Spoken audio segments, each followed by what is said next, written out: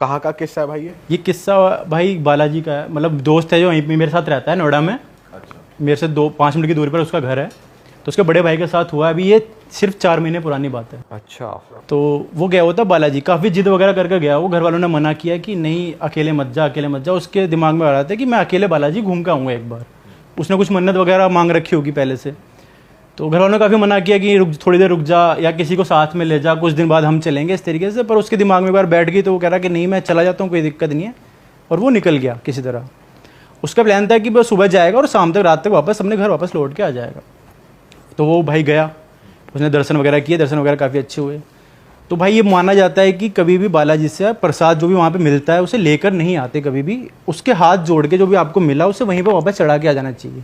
अच्छा, ऐसा माना जाता है। तो ऐसा सब लोग करते हैं भाई सब लोग करते हैं। जिसको नहीं पता वो भले ही ना करे, पर ऐसा माना जाता है कभी प्रसाद वहाँ से नहीं लाना चाहिए। अच्छा, नहीं, जैसे अगर खा लिया तो तो थोड़ा आपके जो साथ- बच गया उसको भी आप वापस हाँ, डाल हाँ, सकते और ऐसा माना जाता है कि खाना भी नहीं चाहिए, उसके सिर्फ हाथ जोड़ लेने चाहिए। अच्छा। हाँ, क्योंकि जो वहाँ पर बालाजी में ऐसा होता है कि काफ़ी ज़्यादा भूत प्रेतों का रहता है। तो माना जाता है कि उस प्रसाद में भी कभी ना कभी नेगेटिव एनर्जी और वो सब आ जाते हैं। तो इसलिए उसको हाथ जोड़ के वहीं पे चढ़ा के वापस आ जाना चाहिए। अच्छा, मतलब रिसीव करो फिर वापस से वहीं चढ़ा दो। उसकी इज्जत करी हमने, प्रसाद में मिला, हमने उसकी इज्जत करी और फिर वापस वहीं पे चढ़ा। उसकी बेइज्जती भी नहीं करनी कि नहीं हमें नहीं चाहिए, लेकर वापस वहीं चढ़ा देनी चाहिए। तो उसको ये चीज़ नहीं पता थी कि मोस्ट लोगों को नहीं पता होती। उसने वो प्रसाद रिसीव कर लिया और वापस लेकर आगे, जैसे हम नॉर्मली मंदिरों में हम करते हैं कि हम वापस घर के लिए आते आते उसे हो गया काफ़ी लेट भाई रात में।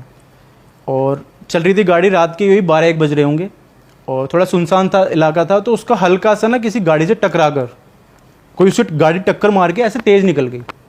उसे पता नहीं, उसे लगा जल्दी से, थोड़ी नींद में भी होगा शायद, मेरे को नहीं पता। टक्कर लग के उसकी गाड़ी वहीं रुक गई। वो उसने गाड़ी वहीं रोक ली, ज़्यादा नहीं पर थोड़ा वो डेंट आ गया था साइड में, और वो रुक गया और देखने लगा। बट गाड़ी फिर स्टार्ट नहीं हो रही थी उसकी। अब वो खड़ा रह गया, उसे हो गया काफ़ी टाइम हो गया और देखने लग गया वो कुछ कोई निकले वहाँ से, गाड़ी निकले या नहीं। तो काफ़ी देर हो गई, नहीं यार। घर वालों के फ़ोन आने स्टार्ट हो गए भाई कि कहाँ रह गया। तो मतलब पूरी सुनसान रोड थी। हाँ, सुनसान कोई रोड थी आ भाई। नहीं रहा, कोई आ नहीं रहा था, जा कोई नहीं जा नहीं रहा था। काफ़ी देर उसने वेट भी किया कि कोई निकले तो मैं उसे हेल्प वगैरह मांगूँ, पर कोई नहीं था। अच्छा। घर तो वालों के आसपास के गांव में कोई जैसे होता है हाईवे पे थोड़े से दूर गांव होते हैं वहाँ पे? भाई बीच में थी वो, उसकी गाड़ी ना हाईवे के बीच में रुकी थी। ना इधर कुछ गांव था ना इधर कोई गांव था।